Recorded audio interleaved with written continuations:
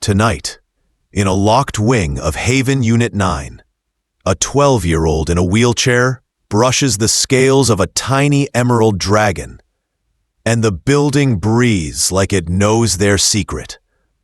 A voice floods his mind. 7 days until harvest. Guards close in, lights stutter, and only his neural headband can reroute the fate of Earth. Ready to risk everything? If you are new to the channel, then please subscribe to the channel and like the video, and tell us in the comments where are you watching from. Now, let's jump into the story. Milo Quinn moved softly, even in a wheelchair. The rubber tires kissed the tile as he stopped beside a frosted door in Haven Unit 9, a government lab disguised as a hospital. On the armrest, a tiny emerald dragon pressed cool scales against his fingers. The creature's tongue flicked, quick as a spark. Milo felt something bloom inside him, a quiet light. The moment was simple, but it bent the air. This is where an inspiring story begins, with a touch no one expected. Haven Unit 9 ran like a machine. Clean halls, numbered doors, and polite voices that never asked how a boy felt when the night stretched too long. Milo depended on a neural headband to guide his chair and steady his hands. It made him independent and made the staff curious. Today, it did something else. The band hummed, and a thought slid through, soft as a string pulled gently. "Friend," the thought said. Milo looked at the dragon, and the dragon looked back. The creature's crest shimmered like dew under white lights. Its eyes were bright, faceted mirrors that caught every hue of the corridor. The idea arrived again, warmer now. Friend. Milo let out a breath he had not known he was holding. In that small, secret exchange, he felt seen. The tiny dragon was not a monster or a specimen. It was a mind, and it chose him. For a wheelchair hero trapped in a maze of rules, this whispered alliance felt like a doorway opening. A door sighed at the far end of the hall. 2 tall figures glided in, smooth and silent. Envoy Yor and Coordinator Trell of the Tesseri delegation wore gray uniforms that drank the light. Their oval faces glowed rose, their enormous eyes unreadable. Staff called them supervisors. Patients called them visitors, who never left. Milo's hands were already moving. He unzipped a small canvas backpack, and the dragon slipped inside, quick as a breath, hiding in a sleeve. "Patient 72, Trell said, voice toneless, as if spoken through fine dust. "Unauthorized presence.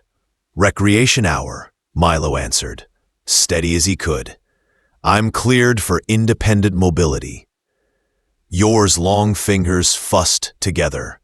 Nurses called it worry hands. Sensors on his cuff glowed and faded, counting molecules Milo could not see. "You were near containment row B," he said. "There's not much to do in a place full of locked doors," Milo replied. "Rolling helps my circulation." The line sounded casual. The aliens stared a beat too long, then turned their attention to the far wall, where a light pulsed amber. "Return to quarters. Lockdown begins in 23 minutes, Trell said. Milo rolled away at an easy pace. Only when the corner hit him did he let the wheels spin faster. Back in his small room, he clicked the latch and pulled the backpack onto his lap. The dragon climbed out and wrapped its tail around his wrist like a warm ribbon. "Who are they to you?" Milo whispered. "Watchers," came the thought. "Harvesters."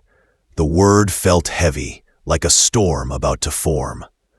"Not now," Lyth added gently, placing a small claw on Milo's skin. The name rose inside Milo's mind like a memory he loved.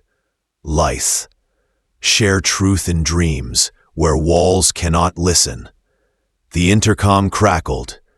"Patient 72, report to medical," said Dr. Nadia Holt's calm voice. She wore old-fashioned glasses in a place full of implants and had a habit of speaking to Milo like he mattered. He hid life in a narrow space he had made beneath the bed. A gap lined with folded blankets. "Stay still," he murmured. "I'll be back." The medical bay smelled like mint and cleaning fluid. Colors from a holographic brain scan washed over Dr. Holt's face. "Good evening, Milo," she said, tapping a bright cluster on the image. "Your readings are unusual. This pattern resembles resonance seen in telepathic species. Headaches?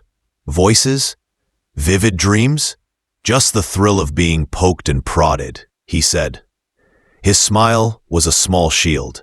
"I'm ordering a stabilizer for tonight," she said, gentle but firm. "Precaution only." Milo nodded because that was the easiest way to leave the room. When the nurse handed him the tablet, he tucked it under his tongue, swallowed water, and kept the pill hidden like a pebble. As he turned toward the door, a second screen caught his eye. In a flash, he saw a larger dragon connected to cables, with a column labeled Integrated Yield. The image was there and gone, but the cold it left behind did not fade. Back in his room, the building hush felt heavier. Milo spat the pill into a tissue and flushed it away. "Lyth," he whispered. A faint glow answered from the hideaway. The dragon crawled up onto the blanket and watched him with patient eyes. "Ready," Lyth sent. "Travel soon. No pain." Milo lay back, pulled the blanket to his chest, and breathed slow. The headband thrummed, a low, steady note. Lyth touched a claw to Milo's temple. The ceiling melted into stars. The room fell away. Milo floated in a black ocean that was not empty at all. Colors moved. Sounds he could not name folded into silence and opened again. Beside him, Lyth grew vast, a river of green fire and memory. "This is true shape," the guardian said. "Small on earth, whole in the wide." Milo's fear softened into awe. A web spread across the dark, a living net that linked every bird and tree and heartbeat. Shadows slipped along the strands, figures shaped like the tesserae, elegant and careful, drawing strength from places that dimmed as they drank. "Harvesters," Lyth whispered. "Earth is a bright knot. They want the knot to break and redirect through human minds." The words arrived as feeling more than sound, and Milo felt the danger like ice on the back of his neck. The vision folded. Room, blanket, hum. Lyth's small body settled on his arm. 7 days until the harvest attempt. Came the next thought. Must reach the core nexus below containment. We can do it together. Milo listened to the building's deep machinery, the vents breathing, the lights clicking to night mode, the far thump of a closing door. He looked at his hands and the chair that held him. He smiled, not because the path was easy, but because it was finally visible. This is not just a sci-fi mystery, he thought. This is a friendship. This is a chance. In the quiet that followed, Haven Unit 9 changed its rhythm. Somewhere, a lock engaged. Somewhere else, a lock considered opening. Their rescue of the world had just begun to breathe. Morning came to Haven Unit 9 like a whisper through metal. The lights warmed from night blue to soft gold, and the speakers murmured about routine checks. Milo Quinn rolled into the corridor with quiet eyes and steady hands. To anyone watching, he was just a boy in a wheelchair on his way to tests. Inside, he carried a secret, an alien dragon friend named Lyth, and a promise to meet again in dreams. This was not only a sci-fi mystery. This was an inspiring story about trust, courage, and a countdown that had already begun. Dr. Nadia Holt met him in the medical bay. She moved with careful calm, the kind that helped other people breathe. Floating over the exam table, a holographic brain scan pulsed with color. She studied the pattern near his parietal lobe, then looked at Milo. "Your resonance is shifting," she said, voice low. "It looks like a telepathic 5. Milo kept his tone light, the way he always did when the room felt too small. "Maybe my brain is practicing," he said. "Superhero warm-up." Her mouth tilted, almost a smile, then straightened. "I'm ordering a mild stabilizer for tonight. It will settle the spikes." She handed a small tablet to the nurse and watched Milo swallow water. If she noticed the way he held the pill under his tongue, she said nothing. She turned the scan again, the colors washing her face with ghost light. On the way out, Milo saw a side display flash for a heartbeat, a larger dragon, locked in a ring of cables. Columns labeled thought range and yield efficiency. The image vanished, but it left a cold stone in his chest. He rolled back to his room with a plan. He would not take the stabilizer. He would keep the path to Lyth open. This was a wheelchair hero's choice, not because he was fearless, but because he was needed. The building hummed at lights out. Distant doors clicked. The vents whispered desert air. Milo placed the tablet in a tissue and dropped it into the toilet. He settled under his blanket. The neural headband rested against the base of his skull, like a bridge waiting for footsteps. "Lyth," he whispered, "I'm ready." A faint green glow answered from under the bed frame. The small dragon climbed onto the pillow and rested a delicate claw against his temple. The touch was a key. The room folded. Darkness opened like water. Milo floated in a sky that was not a sky. It was deeper, older, full of color that did not have names. Beside him, Lyth grew vast. The tiny friend became a river of emerald fire shaped like a dragon. The voice that entered Milo's mind was still Lyth's, only wider, as if carried by wind across a canyon. "This is true self," Lyth said. "Small body above is a fingertip. This is the hand." Stars change scale. Milo realized he could see a web, thin and bright, stretched across everything. Not just space, but life. Every living thing glowed at its place on the net, and the lines between them pulsed like a heartbeat. The sight made his chest ache with a feeling he could not sort. Wonder, maybe, and grief for all the days he had spent not knowing. "Harvesters," Lyth whispered, and the words sent a slow cold down his spine. Figures moved along the web, elegant and exact. They looked like the Tesserae envoys who walked the halls in gray. They touched the strands and drank. Worlds dimmed where they passed. Life's tone changed, steady and strong. They do not only drink, they bend. They want to reroute the web through human minds using your neural interface technology. Earth is a bright knot in the network. If rerouted, the pull multiplies. Not death at once, but a long draining.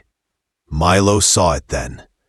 Machines built around people like thrones with wires.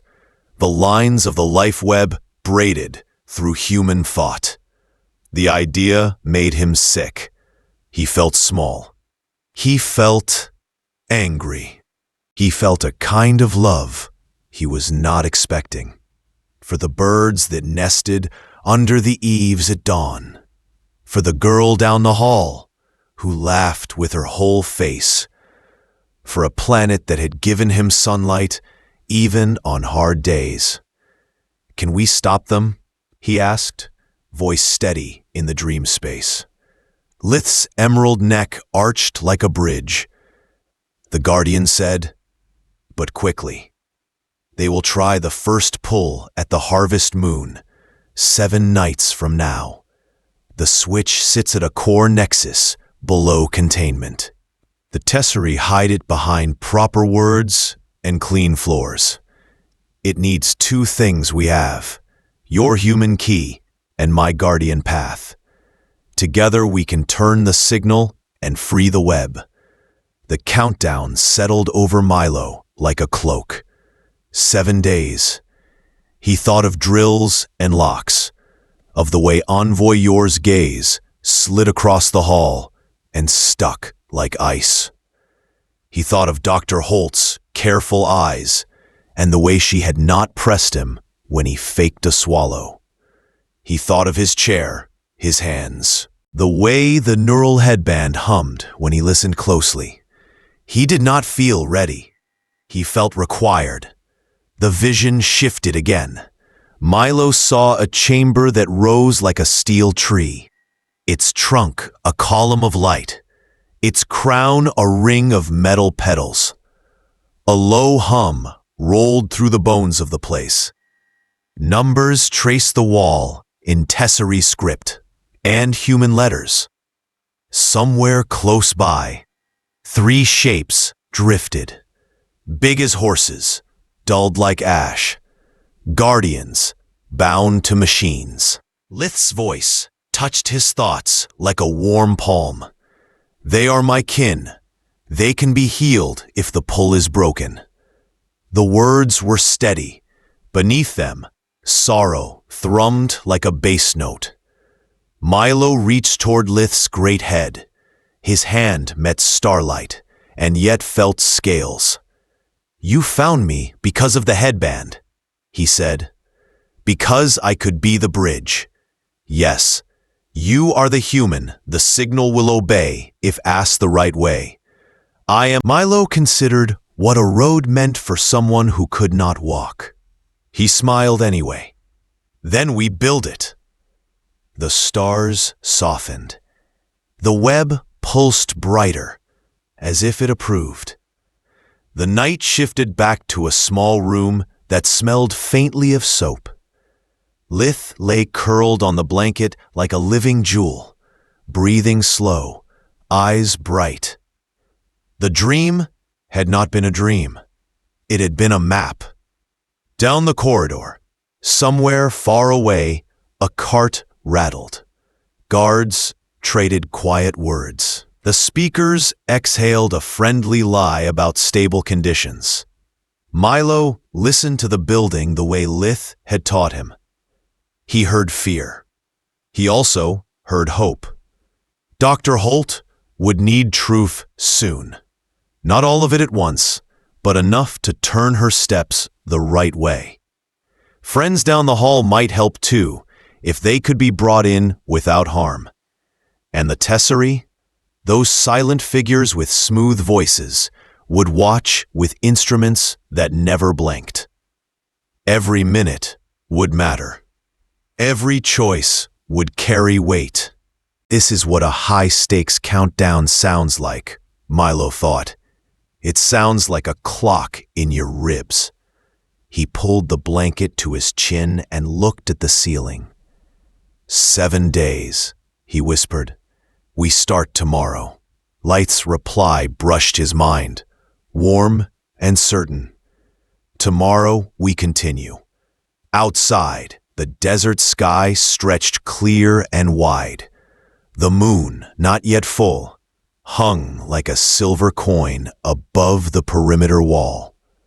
In a room made for sleep, a boy who could not run prepared to move a signal no one else could touch.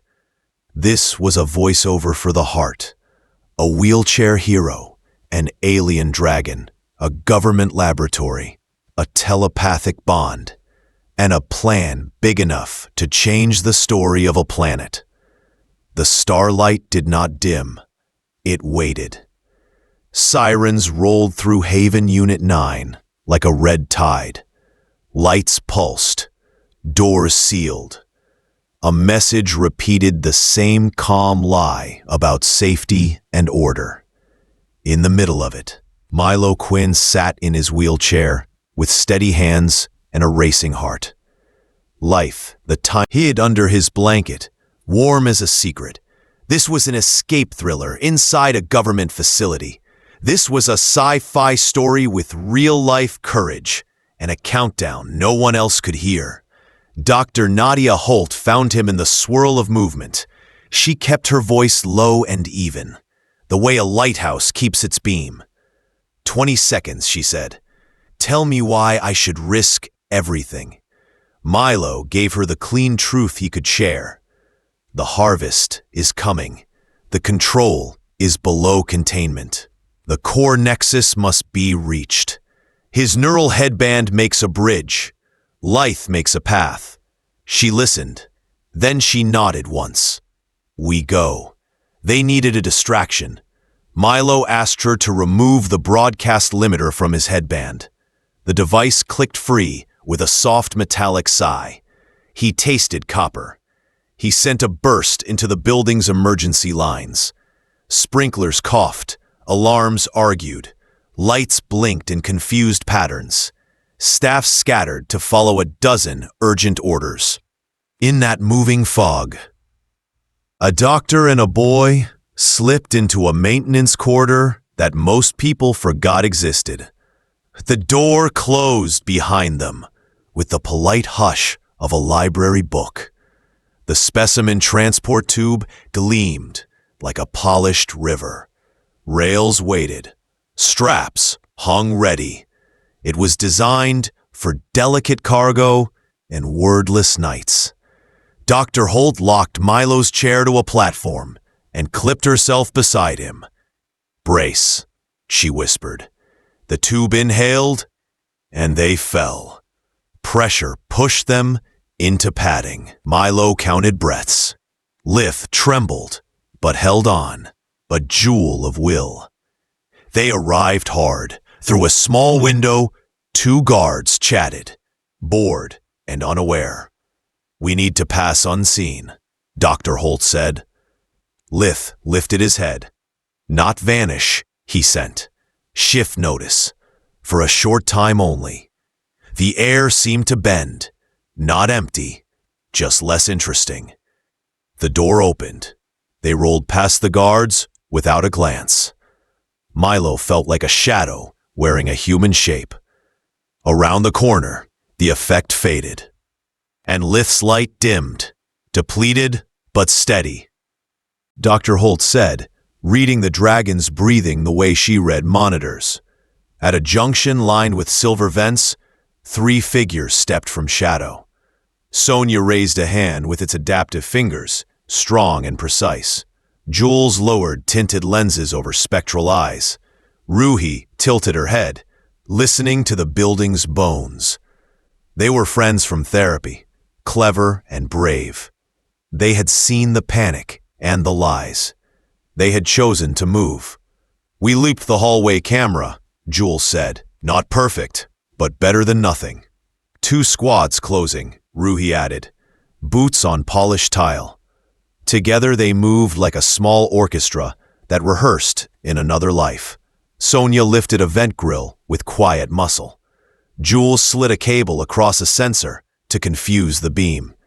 Ruhi counted steps and pauses, telling them when to breathe and when to freeze. Milo steered the chair through narrow space with hands that shook and refused to fail. Lith pressed thoughts against his mind like steady hands on the back of a chair. Almost there. Almost safe.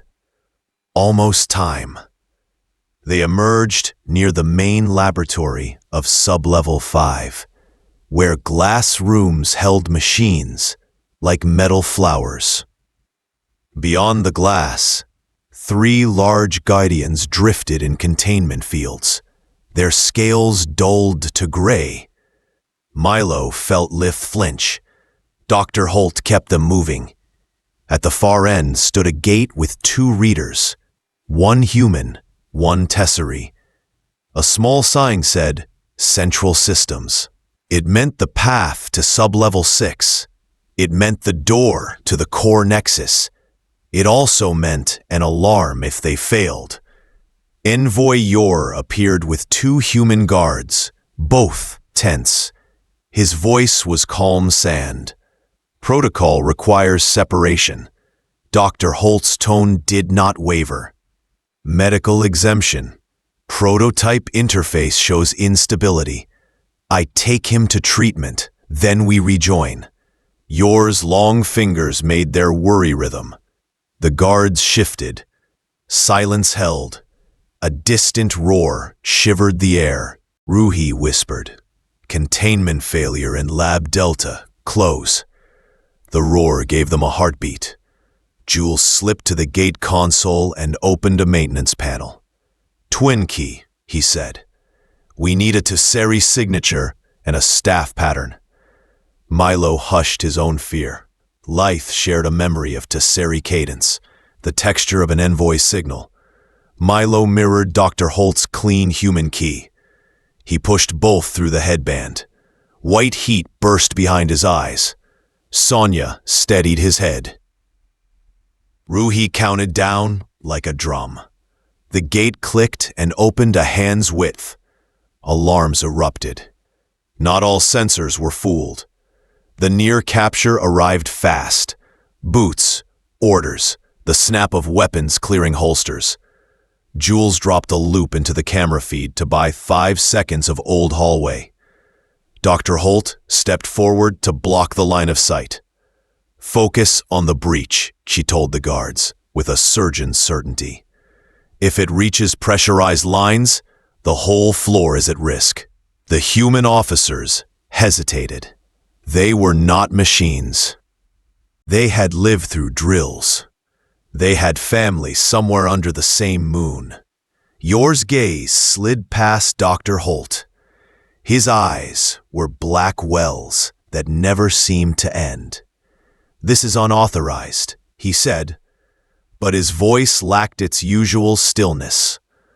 The roar sounded again, closer. Glass flexed, then held. Lyth pushed a decoy signature down the hall, a glittering trail that said, "Look there, not here." It worked for a fragile breath. "Now," Ruhi hissed, a sound almost too soft to hear. They shoved. The gate groaned wider. Milo rolled through with a gasp. Past the gate lay a narrow corridor with low blue light that hummed like thought. They moved fast, the way you move when the air behind you is full of hands. At the end, another door waited with a tesserae glyph and a line of plain letters. Core access. This lock was smarter. It wanted a passphrase, not a pattern. Jules met the panel with the patience of a safecracker. His fingers tapped like rain. "I can't fake a word I don't know," he said. I can buy 30 seconds. Dr. Holt turned to Milo.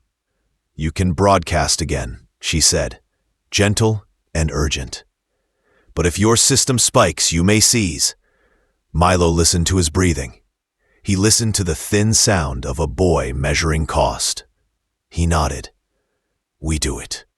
Lith pressed a small claw to his temple. Together, they built a signal that tasted like Tesserae authority and smelled like human resolve. Milo pushed. The door fought it over. Behind them, guards spilled through the first gate. Yor lifted a hand. The corridor filled with orders. Jules threw a spark into a nearby panel. Lights flickered. Ruhi tossed a bolt down the side hall. The sound drew half the squad the wrong way. Sonia planted her feet, ready to hold the line with steel and kindness.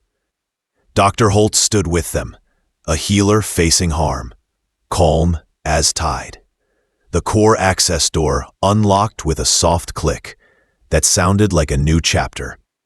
It did not open yet. It waited for a hand. Milo reached.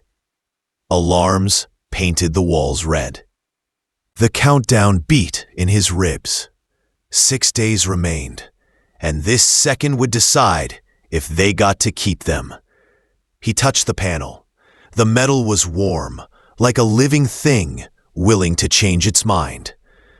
The door began to slide, and in that tight space, with friends at his back and danger at his heels, the wheelchair hero of this inspiring story breathed once, centered himself, and rolled toward the way below. The poor access door slid aside with a quiet sigh, and a cool blue glow rushed over them. The room beyond rose like a steel forest. At the center stood a tall column of light with a ring of metal petals turning inside it, slow and dangerous. This was the core nexus. This was the switch for the harvest. The air carried a low hum that pressed on the ribs. The countdown felt close enough to touch. Guards poured into the hallway behind them. Voices tight, boots hard on the floor. Envoy Yor lifted a hand, and the metal petals brightened. ... Coordinator Trell stepped to a side console with smooth, careful steps. Dr. Nadia Holt moved to Milo's side and placed a steady palm on his shoulder.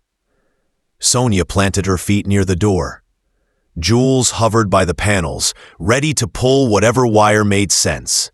Ruhi listened to the corridor like a musician reading a score. Milo rolled forward until his chair touched the rim around the column. The neural headband hummed at the base of his skull, eager and afraid.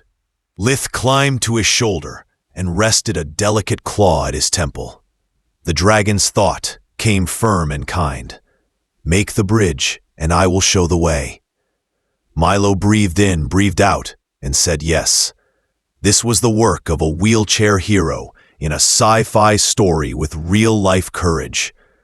This was the moment the inspiring story either held together or broke. Yor's voice slid across the room like ice. Harvest initiation sequence, he said. Trell's console flashed symbols in Tesserae script and plain numbers. Pressure built. Lights deepen. Milo felt the signal hooked toward him, searching for a human path. He refused the machine's pull and opened to Lith instead. The dragon's mind unfurled like green fire. Together, they shaped a new route out into the wide life web, away from harm. Dr. Holt swept to a side terminal and punched in a fast string of commands. Her voice, calm and clear, filled every speaker in Haven Unit 9. Attention all staff, she said.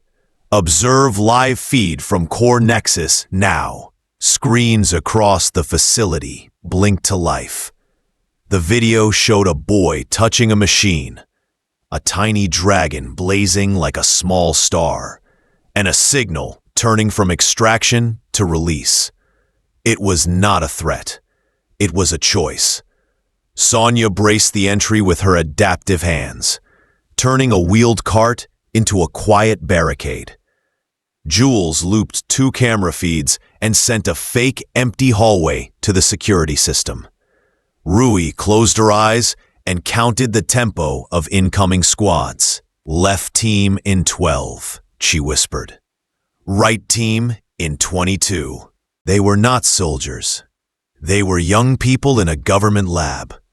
And today, they became allies who knew how to stand. The link grew brighter. Milo tasted metal and summer rain. In the column, the ring's petals shuddered. The harvester's crown pulled and found no purchase. Lithe guided the energy outward, back into the network that connected all living things. In a laboratory across the room, 3 large guardians jerked in their restraints as lines that had drained them began to loosen. Cables popped free with small sighs. The dull gray on their scales warmed toward color. Trell lifted his eyes from the console. For the first time, his careful face looked uncertain. "This is deviation," he said, but the words fell flat. The evidence was everywhere. The machines calmed when the signal went to the life web. The heart monitors of staff in nearby bays eased. The room itself seemed to exhale. Dr. Holt opened another channel and spoke plain. "We are healing, not harvesting," she said. "Stand down and help." Nurses and technicians, watching the feed, put their hands to good work. They shut off lines that did not belong. They opened doors that had stayed shut too long. In the video, the tiny dragon shone brighter, and the boy did not look afraid. Across the facility, people chose. Yor moved as if to trigger a manual override. Sonia stepped between him and the panel with quiet firmness. "No," she said, and her steady posture carried more weight than a shout. Jules snapped a connector from the console. Rookie tapped the comm to alert friendly staff. "We are ending the sequence.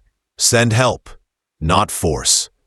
Dr. Holt watched Milo and never looked away. "Stay with me," she said. And he did. The column brightened to a clean silver and then settled. The ring's petals stilled. The hum faded into a gentle thrum, like a distant generator after a storm has passed. In the containment fields, the 3 large guardians sagged, exhausted but alive. They were not free yet, but they were no longer being drained. Lift slumped against Milo's cheek, small and shaking, and still he sent a single word to everyone in the Bridge of Minds: hope. Silence replaced the alarms, the kind of silence that people fill with breath. Trell lowered his hands. Yor stared at the boy, then at the dragon, then at the quiet machine that had refused to obey harm. He did not bow. He did not confess. But he stepped back. Sometimes retreat is the first truth a proud face can give. Hours passed in gentle motion. Medical teams arrived with blankets and warm lights. Engineers tagged Tesserae hardware for removal. The broadcast continued, not as a spectacle, but as proof that a government lab could choose a humane way forward. Haven Unit 9 began to rename itself, one careful action at a time. Transparency replaced secrecy. Consent replaced assumption. A new mission lined the halls like fresh paint. External investigators reached the facility by dawn. They expected a crisis, built of anger and smoke. They found a place in honest repair. Dr. Holt handed them recordings, logs, and clear summaries. Technicians gave witness. Patients spoke in simple words that landed with force. A temporary council formed on site. Human leaders, independent scientists, and two newly freed guardians who sang answers rather than spoke them. The council froze all tesserae systems and opened the path for restitution and oversight. In a quiet bay, Dr. Holt rolled a lightweight exo-frame beside Milo's chair. "Short transfers only," she said, smiling in a way that warmed the room. "No miracle cures, just tools and time." Sonia adjusted the straps with skilled fingers. Jules steadied the rail. Ruhi counted a soft rhythm. Milo stood for 3 slow breaths. His legs trembled and held. He laughed once, a small, astonished sound. Lith curled around his wrist and sent a thought that felt like sunlight on stone. Not small, precise. The days that followed did not feel like an ending. They felt like a beginning. The freed guardians rested and healed. When they sang at dusk, their voices touched the vents and the plants in the courtyard and the sore places inside people who had been afraid to feel. Staff learned new protocols built on respect. The children who lived there became more than subjects. They became partners. The story people told changed shape. It was still a sci-fi mystery, but now it was also a guide for real-life courage. One evening, Milo returned to the corridor, where the first touch had started the promise. The lights were soft. The air was clean. Dr. Holt joined him with 2 warm drinks. Sonia, Jules, and Ruhi arrived a moment later, as if the hallway itself had invited them. They sat together on the floor and spoke about ordinary things: a book, a garden, a joke that never landed quite right. Sometimes healing sounds like that. Milo looked at the friends who had become his team, at the doctor who had chosen people over protocol, at the dragon who had opened the sky inside his mind. He thought of the life web, bright and safe. He thought of the harvest moon, now harmless. He thought of tomorrow. "We will keep watch," Dr. Holt said. "We will keep building the bridge," Milo answered. Lithe rested against his hand, eyes bright. "Tomorrow we continue," the guardian sent. And the words felt like a path across morning. Outside, the desert carried the scent of new rain. Inside, Haven Unit 9 breathed like a place awake at last. The hopeful ending did not close the door. It held it open. The rescue of their world would go on at first light, one choice at a time.